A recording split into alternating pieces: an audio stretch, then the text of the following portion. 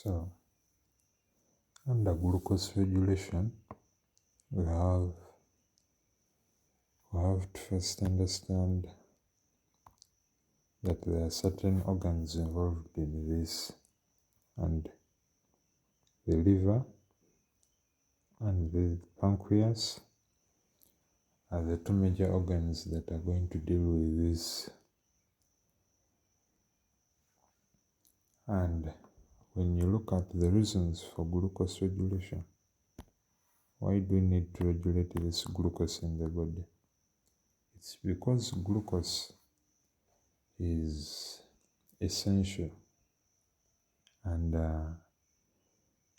such essential materials within the body have to be kept at optimum concentration.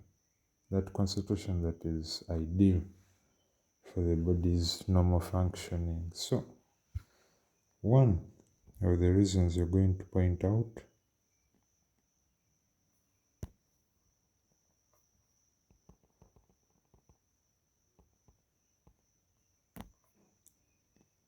the first reason is going to be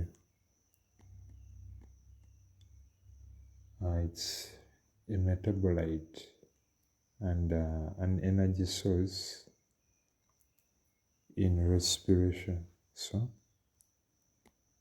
it's a metabolite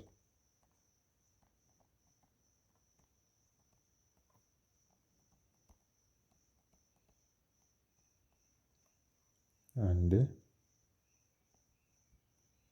I'm going to try to summarize them. So it's an energy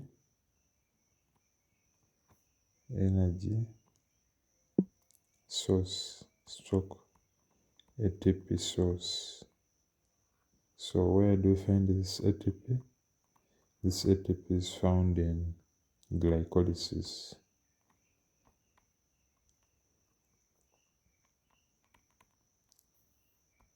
And that's why you find the Krebs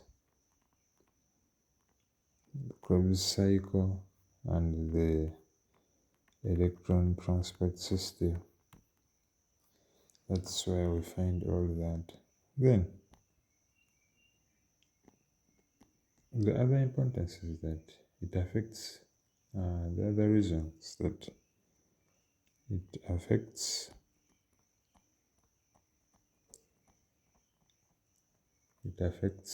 osmotic pressure.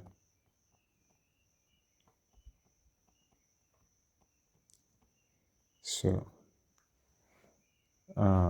this glucose, if not maintained at desired levels, it might end up increasing within the body and affecting the osmotic pressure. When glucose increases, so we shall say that as glucose levels increase, we have an increase in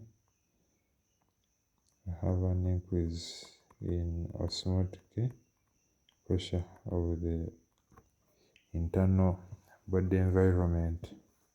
Then, as glucose levels decrease in glucose, we have a decrease in osmotic pressure of the internal environment, like that. Then the third reason is it's the starting point for manufacture of other compounds. So it's a starting point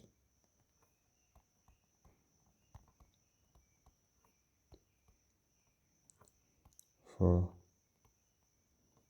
manufacture of other compounds. You will find this in reference points are glycolysis, and the Krebs cycle. So this is where we find this glucose being an intermediate, in that if you want to maybe synthesize a certain protein, you take a certain pathway in glycolysis or the Krebs cycle. So we shall cover that. We shall cover that someday. So we move on to negative feedback and the regulation of glucose.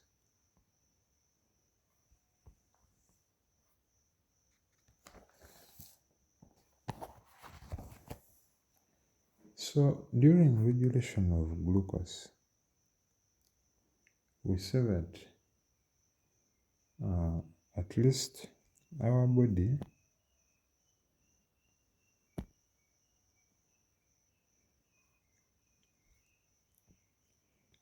has a set point, normal glucose level.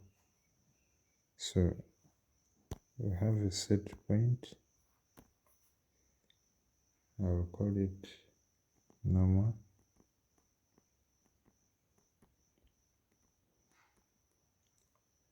blood glucose level.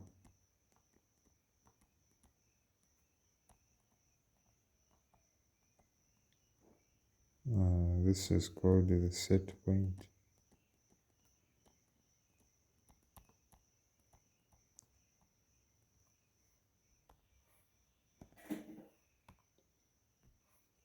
So this is our set point.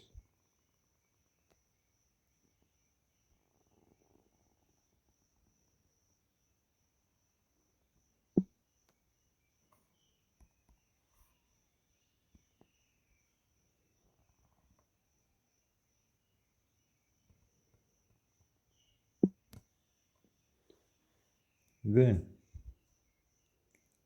I'm going to take a scenario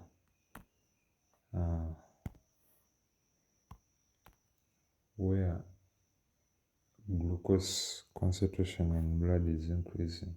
So glucose concentration usually increases during or just after meal. So after meal, our glucose increases.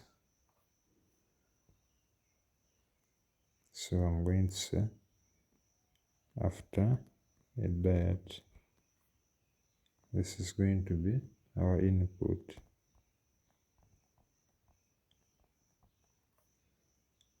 Maybe for space, let me do it this way.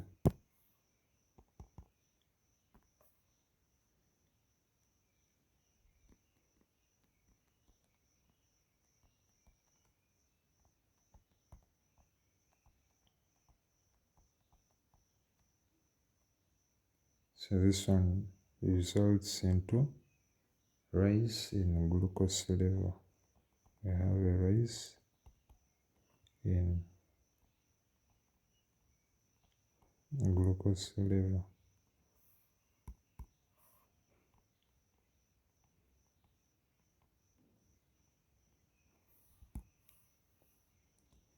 Then, so what happens within the body? This rise is going to be detected by the organs responsible, which is the pancreas, and within the pancreas, the other organs inside there. They are secretory cells, and they are located within the islets.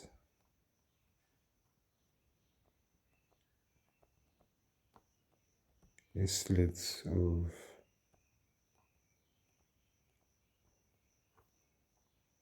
Langerhans, and within the islets of Langerhans, we shall say that this is the detector.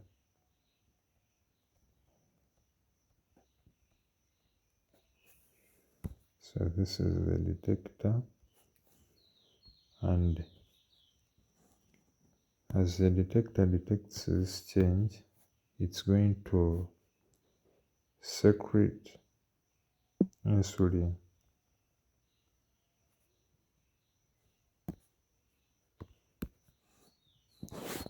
It's going to secrete insulin.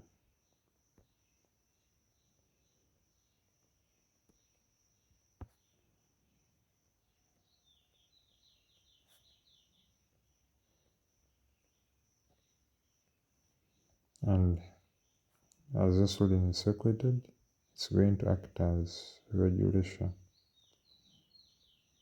or a regulator.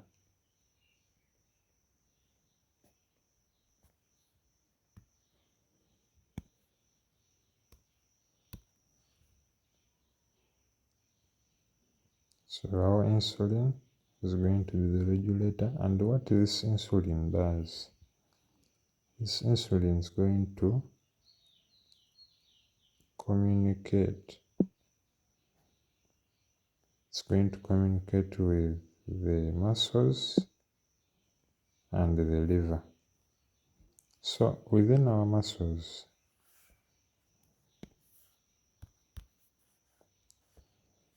so it's going to communicate with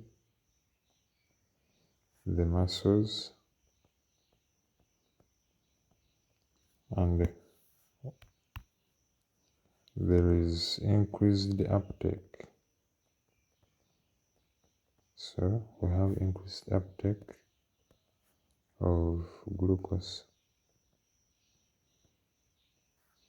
by cells.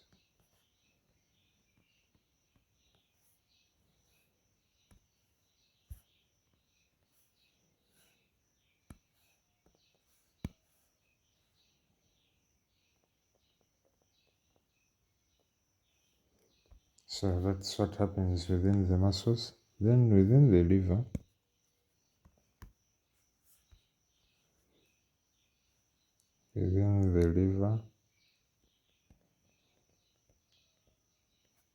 we have glucose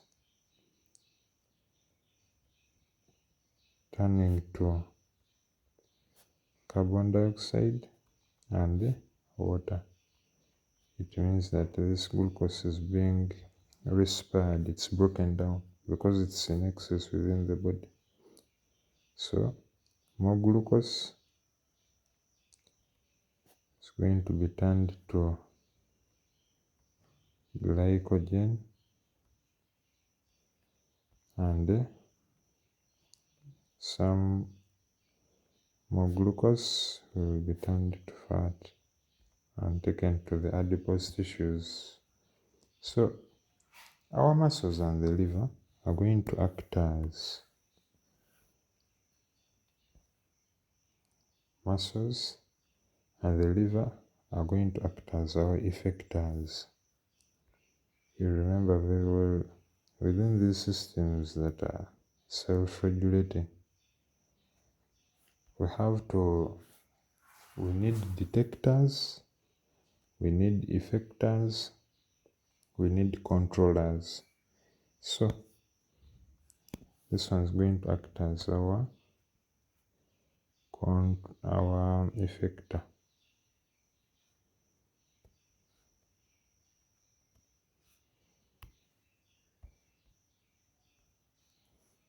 So I'm going to use black.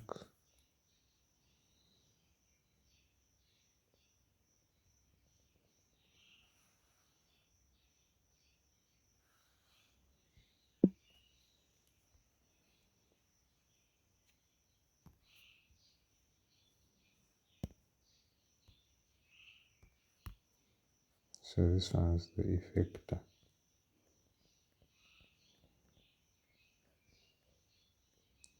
Effectors are those organs that are going to be doing the work. So the regulator sends instructions, the effector does the work, the detector detects the change.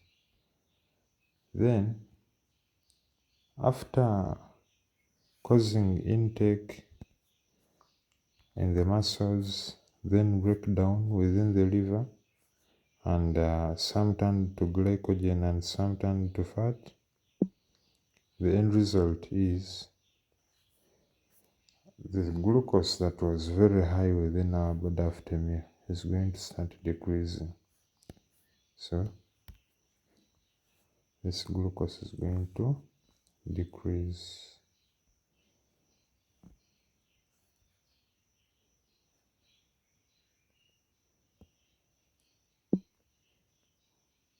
So we're seeing there a fall. We have fall in glucose levels. As our glucose levels are decreasing,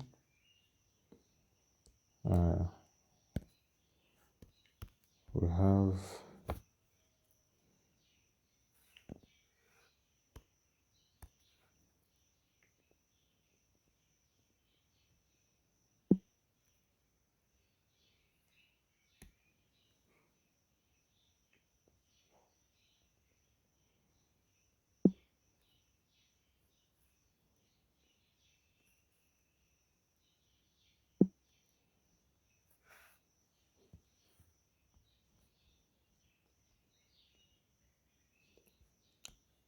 so I'm going to set up my normal glucose levels here. So this is it.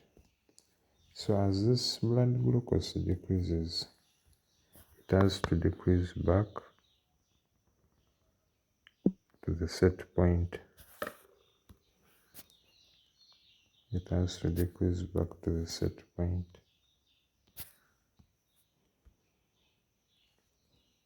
Then, as glucose decreases back to the set point, a negative feedback has to occur. So we have a negative feedback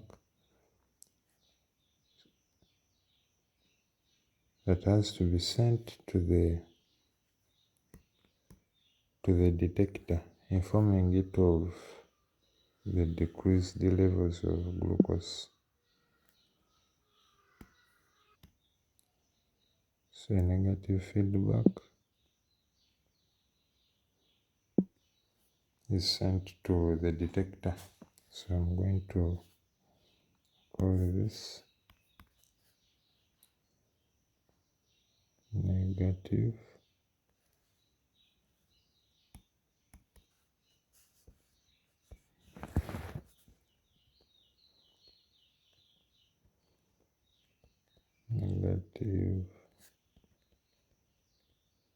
feedback.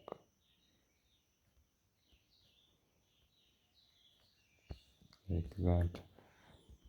Then after, we look at a scenario where glucose levels are decreasing. This was increase. So I'm going to look at when our glucose levels are decreasing in blood. Maybe when you're fasting, what happens? So when you're fasting, glucose levels decrease, and as your glucose levels are decreasing, we shall say that maybe due to assimilation,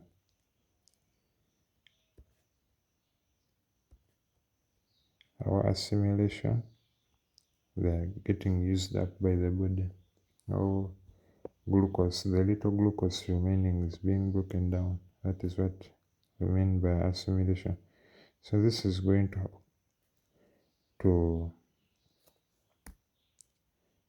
this assimilation is going to be the input or the trigger. So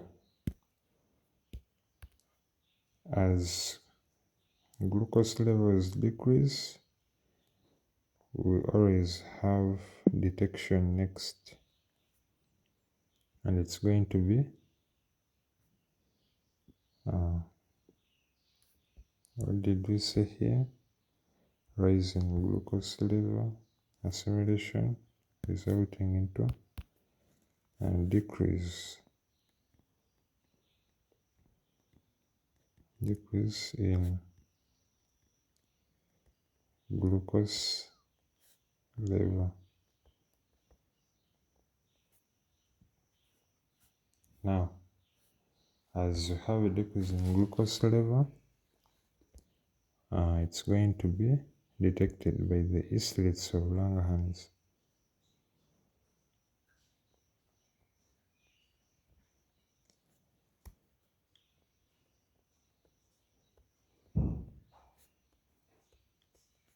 Of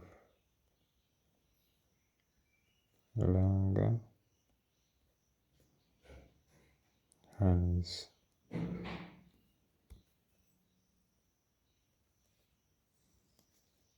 And today we have very many detectors that are going to be doing the work.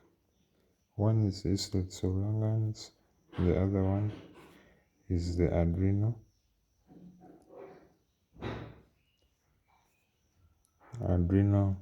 cortex,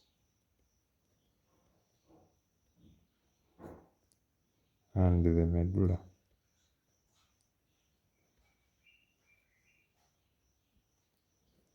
And we have the hypothalamus.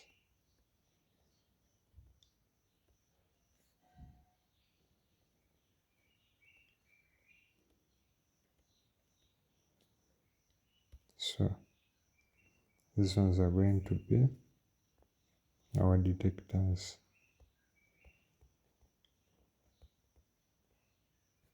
We have very many sensory cells within these organs that are doing the work.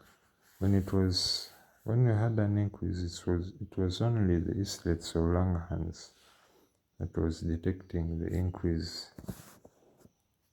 But for now, a decrease is very, very, very fatal. So we have very many participants that are there that are doing the work of detection. And as we detect, so the change is going to be detected. Then what happens is that the islets of Langerhans, more so the alpha cells within them, are going to secrete glucagon. So I'm going to say alpha cells. These ones are going to secrete glucagon. Then there is going to be secretion of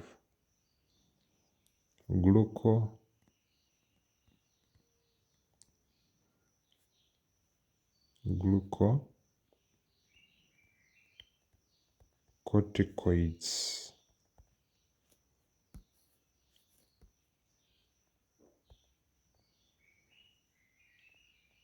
And adrenaline,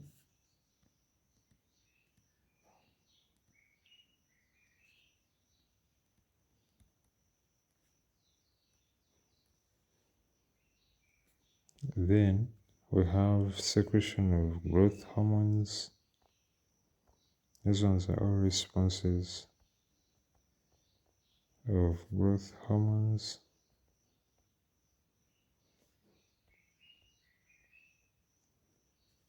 And we have a secretion of thyroxine hormone, and these ones are going to be doing the work of regulating. So they are the regulators. in that case, the regulators. So what they do, they're going to inform our liver. So we have our liver here, and it's going to be informed that turn the stored glycogen into glucose, because glucose concentration is very low. So glycogen will be turned into glucose, and the proteins are going to be turned to glucose. So after that, we shall call this our effector.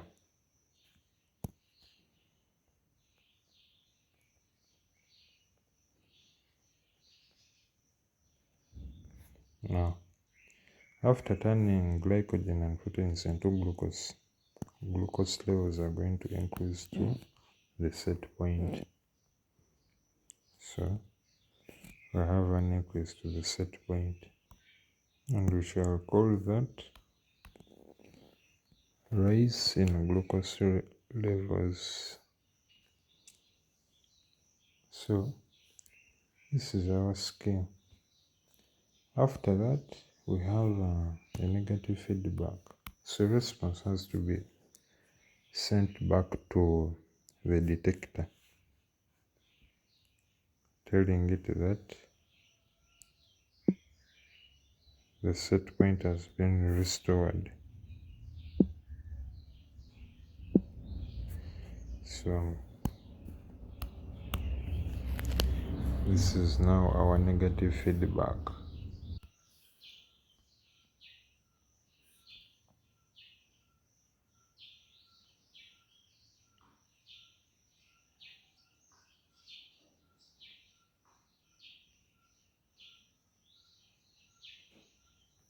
That's our scheme. So we move on to the other part. So we have to understand ways in which glucose increases in our body. How do we increase glucose levels in our body? We increase glucose levels through these processes here. And when you convert glycogen to glucose, our breakdown of glycogen is called glycogenolysis. So this one is glycogenolysis. It has two terminologies you can at least grasp from there: glycogen,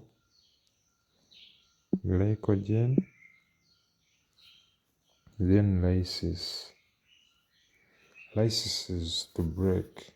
So this one means split. And what are you splitting? You're splitting the glycogen there. So this other one is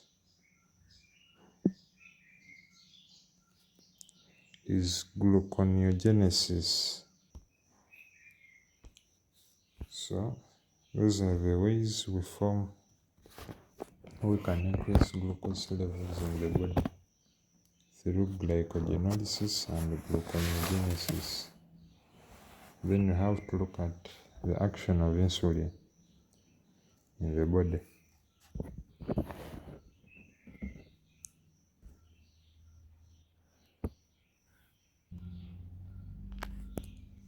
So this insulin, first of all, we have to understand that this insulin here is secreted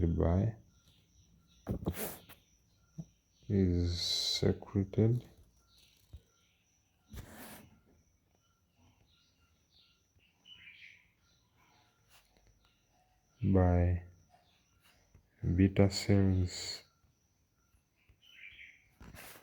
of islets of Langerhans.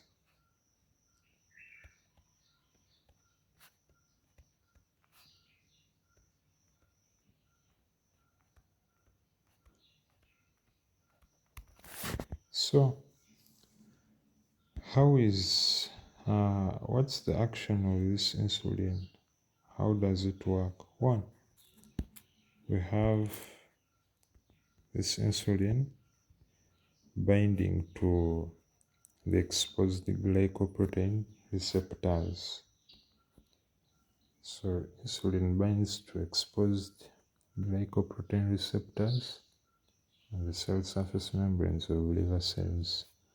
So what we have, the key points here are the glycoprotein receptors. You will have to read about chemicals of life to understand that you have glycoproteins when you're describing the fluid mosaic model. So what it does, it binds there. Then the other one is going to be causes responses, and the first one is change in cell surface membrane permeability, and the other one, it causes responses in enzyme activity, and these enzyme activities are going to have certain effects. So remember, insulin is a hormone. So these are the changes going to cause all the responses. One, change in cell surface membrane permeability. Then the other one, it's going to cause certain enzyme activities, which are increased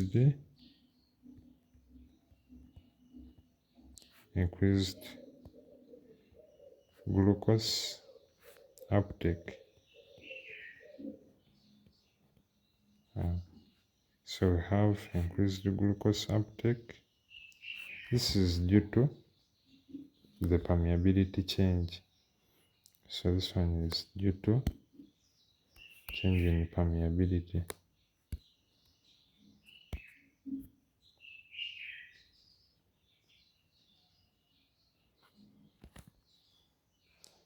And we have increase in amino acid uptake. Have increased amino acid uptake.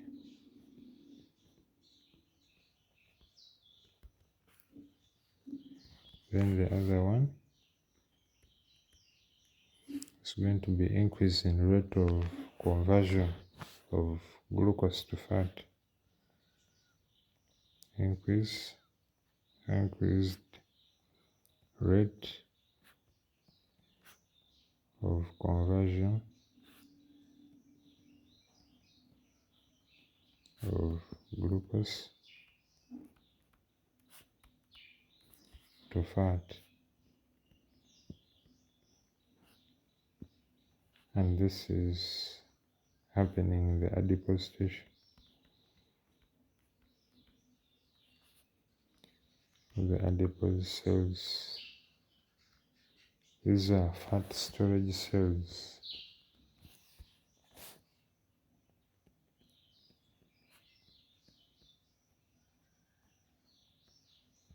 The fat storage cells, adipose cells. So the other effect is going to be increase the rate of conversion of glucose to glycogen in the liver.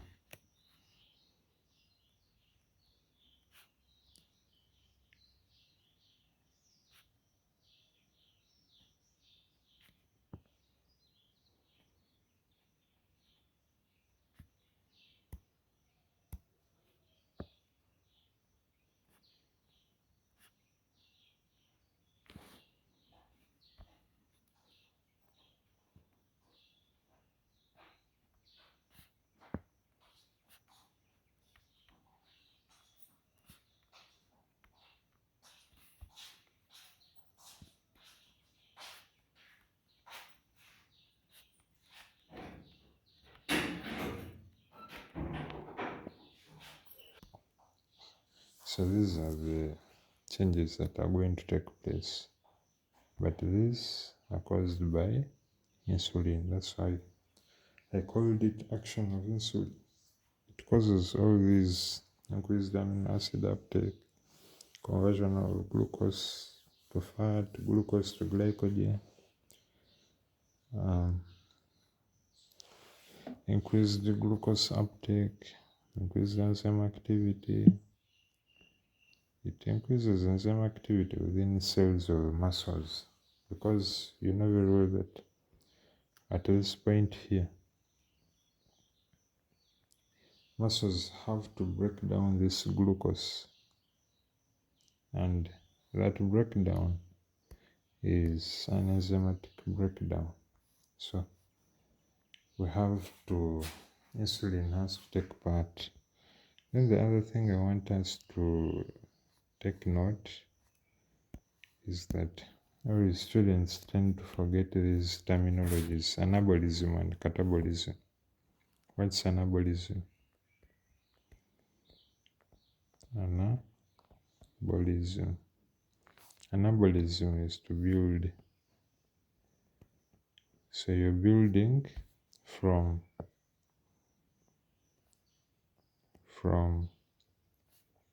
simple to complex. And catabolism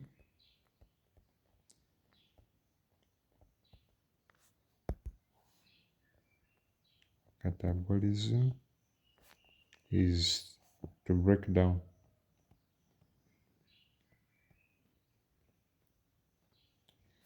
And this one, you're breaking complex organic compounds into their simplest form. That is it.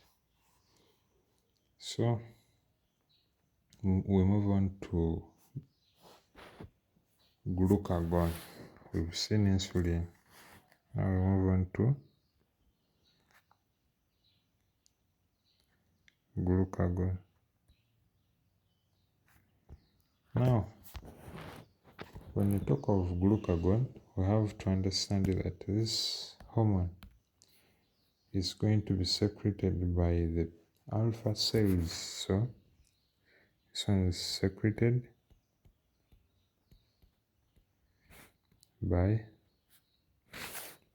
alpha cells.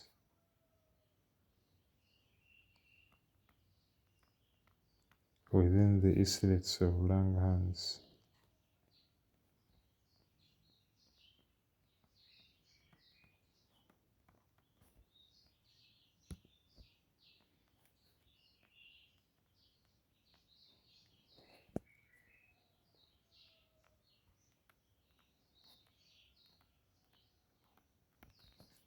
That's where the secretion happens. Then we move on to its action. This glucagon, anyway, a hint.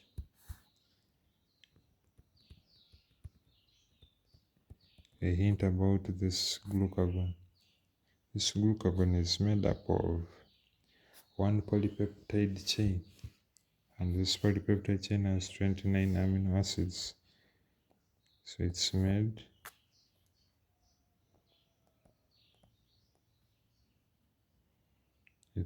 of one polypeptide chain.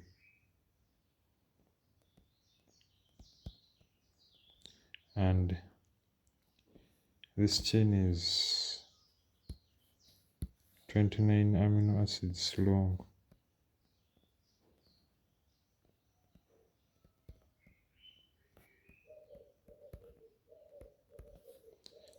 So after this, we have this glucagon and its activity.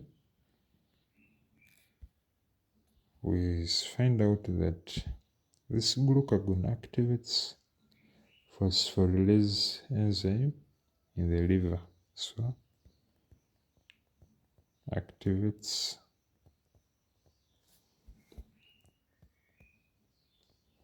phosphorylase enzymes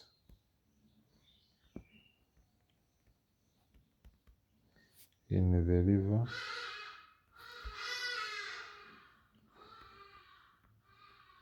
As it activates phosphorylase enzymes in the liver, the enzyme activated is going to catalyze breakdown of glucagon to glucose.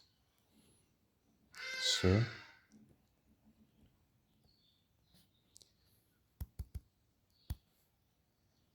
I will say that this phosphorylase enzyme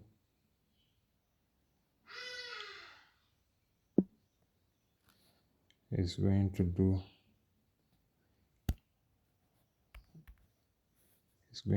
the work of catalyzing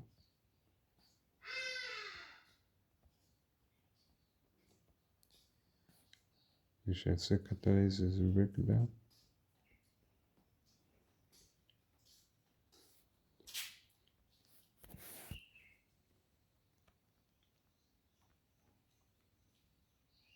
breakdown of glucose to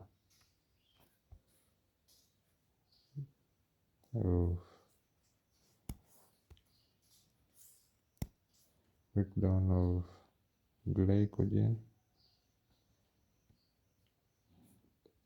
to glucose. And the other thing is it increases rate of conversion of amino acids. Increases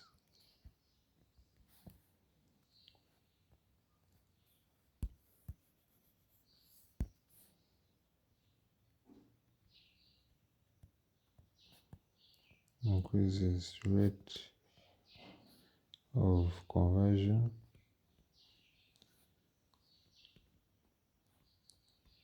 of amino acids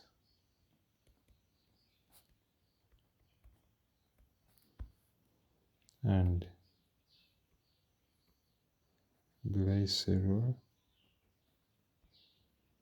amino acids and glycerol to glucose 6-phosphate.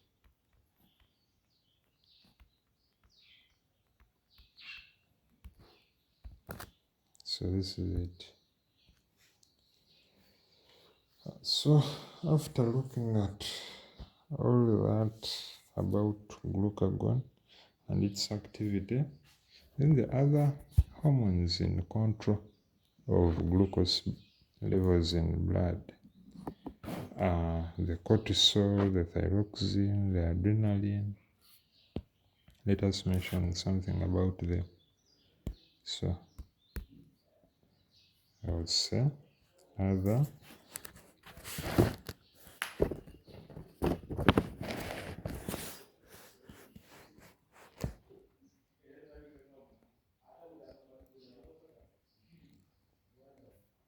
hormones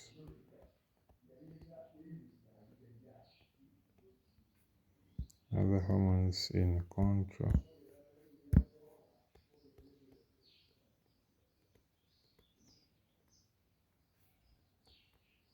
of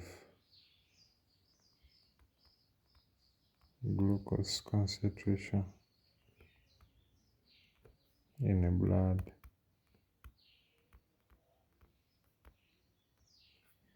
So the hormones you're having here are one, adrenaline,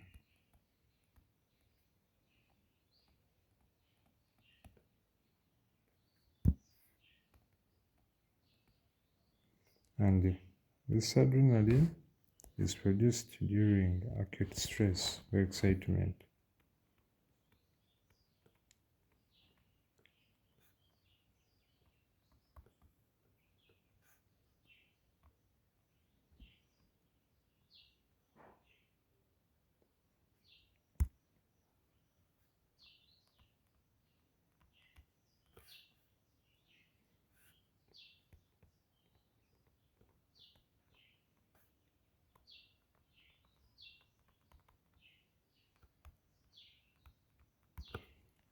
So it's produced during stress or excitement. Then hormone number 2 is cortisol.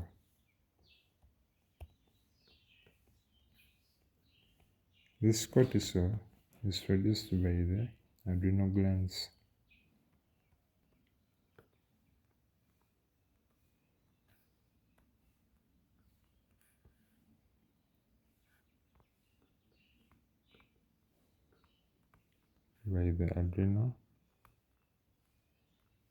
Glands. And then lastly we have thyroxine, and our thyroxine hormone is produced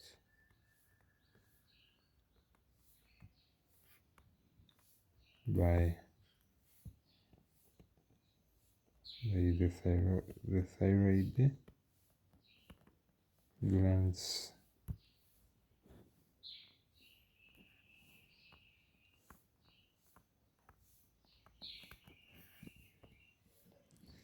Then we move on to diabetes. So our diabetes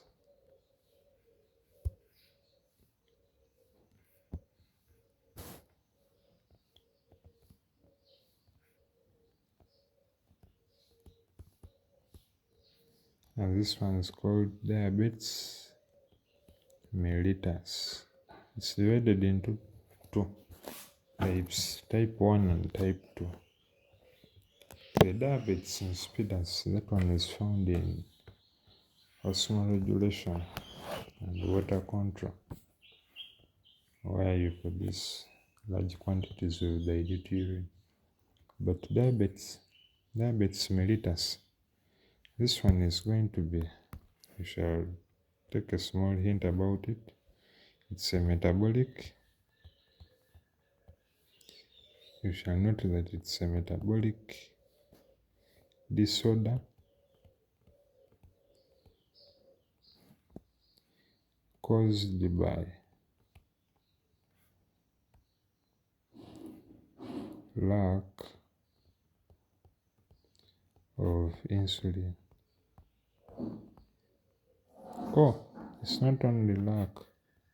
So it's caused by lack of insulin or loss of responsiveness to insulin, or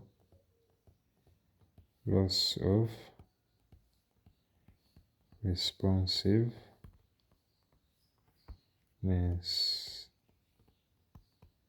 to insulin.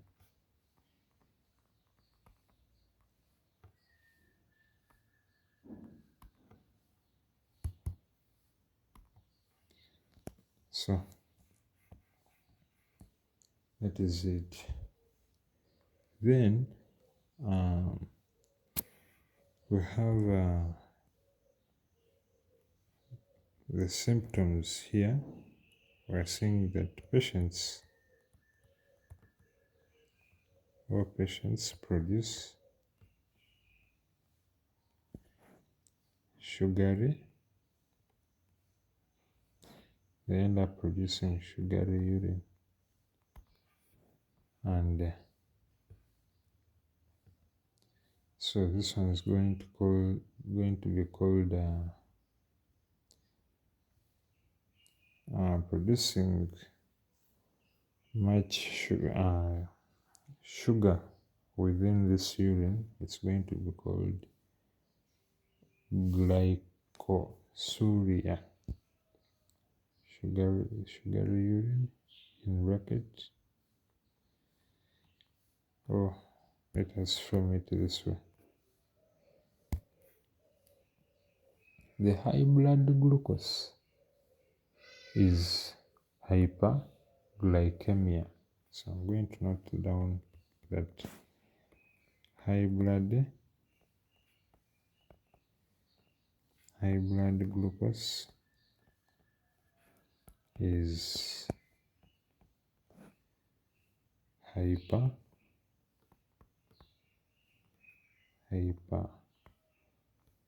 glycemia. Then the high urine glucose is called glycosuria, like that. So effects and signs.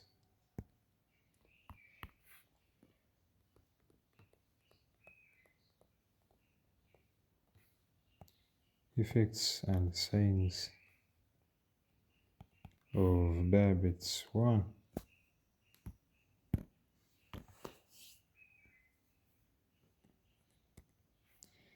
is going to be lack of energy. So if you lack energy, go and test for diabetes. Then 2, craving for sweet food.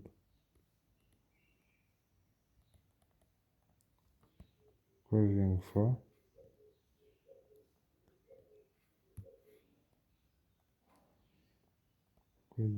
for sweet foods. Then the third one is persistent thirst.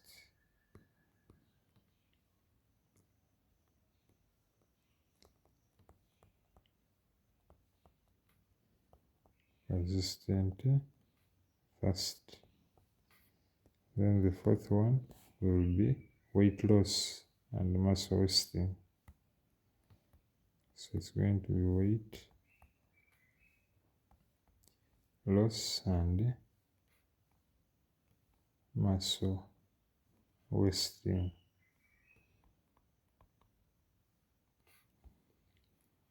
Then this muscle wasting is due to lack of insulin. These ones are due to lack of insulin.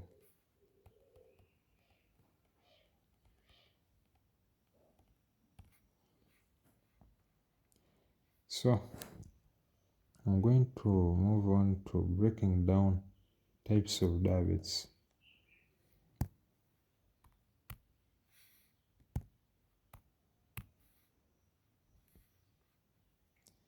So I'll put here types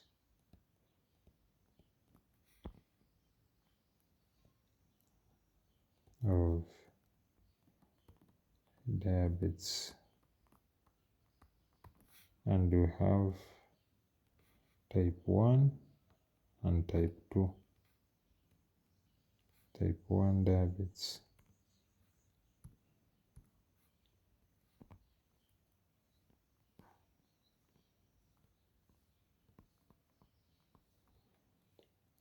Within this type 1 diabetes, we shall take some little notes about it and say it's insulin dependent diabetes.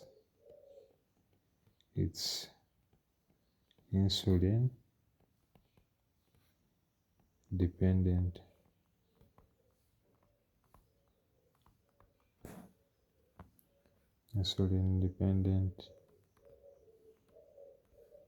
diabetes. So sometimes it's called juvenile. It's called juvenile onset diabetes. Onset diabetes. What does this mean? Juvenile means at a younger stage. So it starts when someone is at a tender stage and they are still babies. So this one occurs suddenly in childhood. Occurs suddenly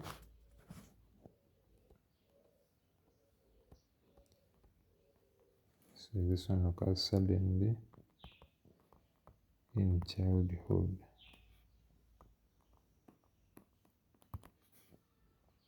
Then the other thing is it's an autoimmune disease. It's an autoimmune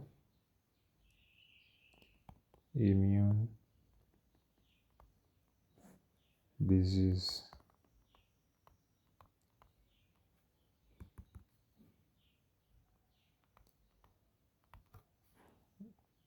So autoimmune diseases are those diseases where cells from the immune system attack their own cells within that very body. So your own cells turn against you and fight against your life. So we shall note that cells from the immune system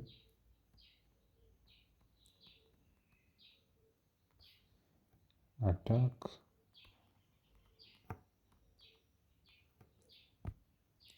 cells from the immune system attack the beta cells, and so when the beta cells are attacked, your ability to secrete insulin is destroyed. So I'm going to say one's ability to secrete insulin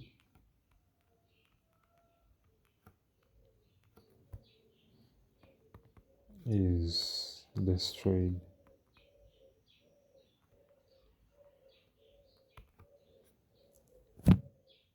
So that is it for our type 1 diabetes. Then I'm going to move on to type 2. And type 2 has nothing much to talk about. So I will just summarize it a bit here. So type 2.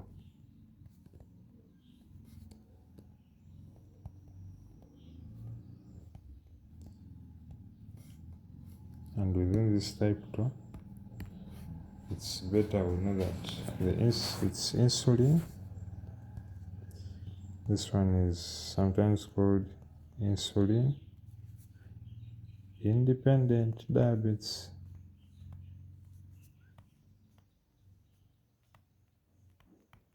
And since it's insulin independent diabetes, this one is seen at a later stage, so it's called late onset.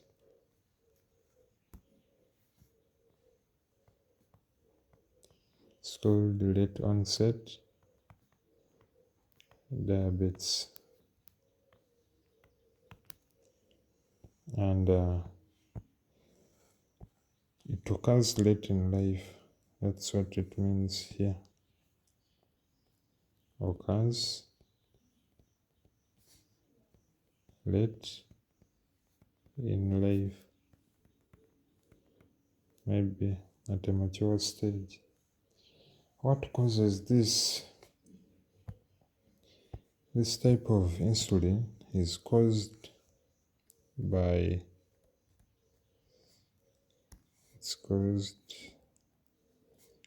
gradual loss in responsiveness of cells to insulin due to high fat diets and obesity. So we are going to note down that it's caused by gradual loss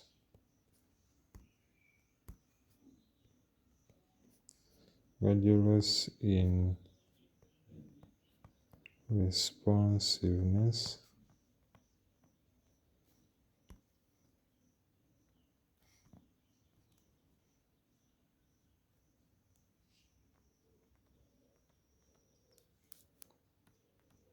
responsiveness of cells to insulin due to high fat due to high fat diets and obesity. So it's always good you prevent yourself from being obese or being too big. It may end up into type 2. Your cells are going to lose responsiveness to insulin. I mean the liver cells. So with that, we shall mention something about the liver. And mainly the functions of the liver, because the liver is the one participating in sugar regulation. So it's good to talk about organs responsible for any homeostatic process such as glucose regulation. And for the liver, we have one: carbohydrate metabolism is a function. Maybe let me do this.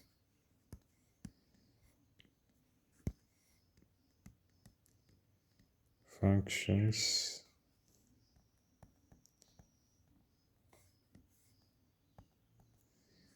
we shall say 1. Carbohydrate metabolism.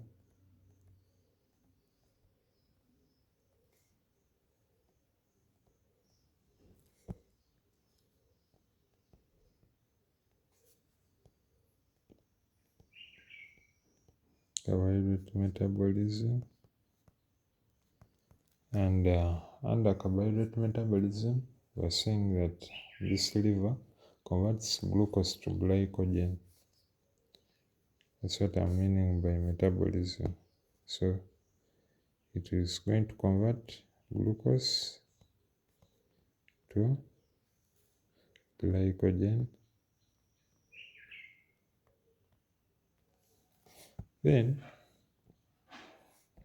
we have the other function is going to be lipid metabolism.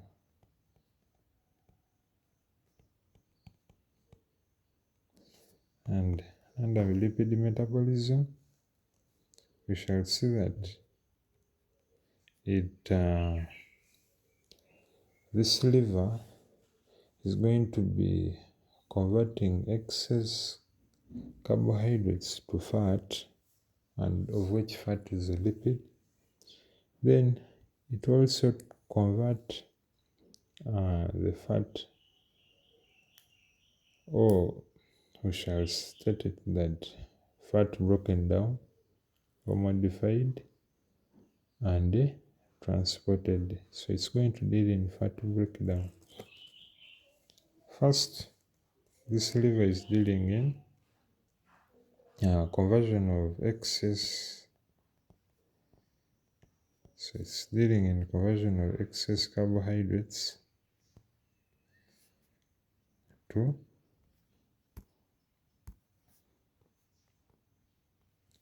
fats. And again, it comes to this fat and breaks it down. So fat breakdown for energy. So the same liver is dealing in fat breakdown, fat modification,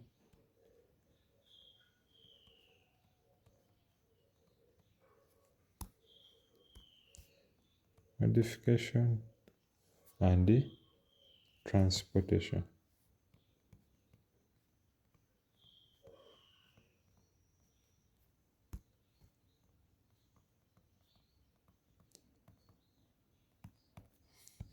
So that is it.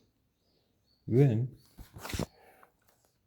this liver is going to be dealing in protein metabolism. So protein metabolism.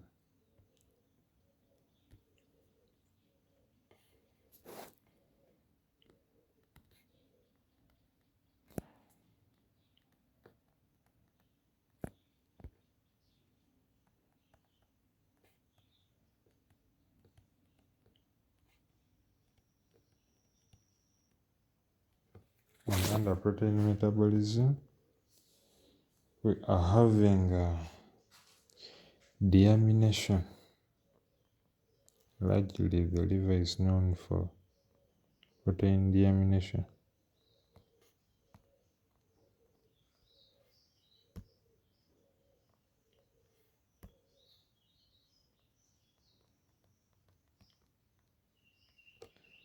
And we shall call this removal of the amino group from any amino acid.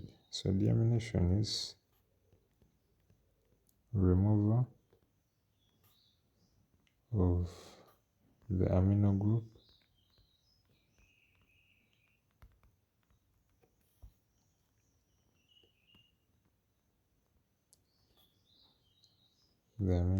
that one.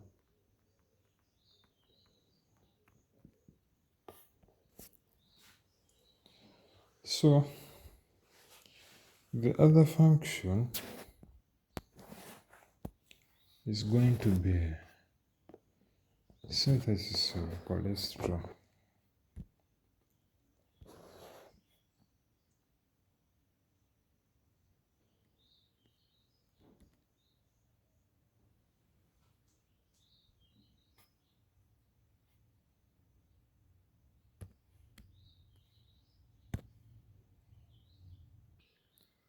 So because of time, I've tried to take some pictures of my summaries and I've inserted it here in our notebook. So you'll go through this. This is an extension of what I was talking about here. Type 2 diabetes, functions of the liver, protein metabolism, carbohydrate and lipid metabolism, synthesis of cholesterol. So when you look at that, cholesterol is synthesized when the one absorbed isn't enough. So when the cholesterol absorbed within food is not enough, it's synthesized, but the liver is the one that is doing that. Then excess cholesterol causes atherosclerosis or narrowing of arteries. This one leads to thrombosis. So go and research about those terminologies. Research about that and this one here. Then there is transamination. Is also an importance or function of the liver. It's a process of converting one amino acid. So you're converting one amino acid into another. Then synthesis of plasma proteins like albumins, globulins and clotting factors. Then we have prothrombin and fibrinogen. These ones are found in clotting. Then we have bile production. There we have the liver producing bile salts, then adds in bilirubin. This one is from the breakdown of red blood cells. So whatever we call bile is that greenish yellow fluid. So that greenish yellow fluid has water in it, has cholesterol within it, it has sodium hydrogen carbonate and sodium chloride. Those are the constituents of bile. And bile is formed within the liver. And there is temporary storage of this bile is in the gallbladder. So store that bile in the gallbladder, and it's discharged in the duodenum. So we have vitamin storage, mainly fat soluble, headache. Those ones are the major vitamins that we have there, the fat soluble vitamins. Then storage of mineral salts or minerals, for example, iron, potassium, copper, and zinc. Then we have formation and breakdown of red blood cells. Formation is found in the fetus. The fetus is responsible for formation of the liver is responsible for formation of red blood cells strictly within the fetus. But for adults, red blood cells are formed within our bones. But for us adults, the liver functions as is responsible for breakdown of those red blood cells that have reached their lifespan, 120 days. So every red blood cell that reaches 120 days is broken down by the liver. Then we have elimination of hemoglobin. After breakdown of our red blood cells, we have to eliminate the hemoglobin. Then we have blood storage. Under blood storage, we have, it's recorded that about 1,500 cubic centimeters, that's 1.5 liters, is stored by the liver, and it's stated that it has a vast complex of blood vessels. So within these blood vessels that are very many, it's where blood is stored. And we have hormone breakdown like testosterone and insulin. Insulin is broken down slowly. It's not left in blood. So you have slow breakdown of insulin, but testosterone is fast. We can't tolerate this testosterone to stay for long within our body. Why? Because that testosterone is a cholesterol. It's formed from cholesterol. Then we have heat production for metabolism. So this liver is responsible for heat production. That's why much of the heat that is generated within the body comes from that liver. So we mentioned protein metabolism, and we have here our amino acid. I'm having my amino acid, and when we add the oxygen we form, it undergoes deamination, where the amino group is replaced by the oxygen.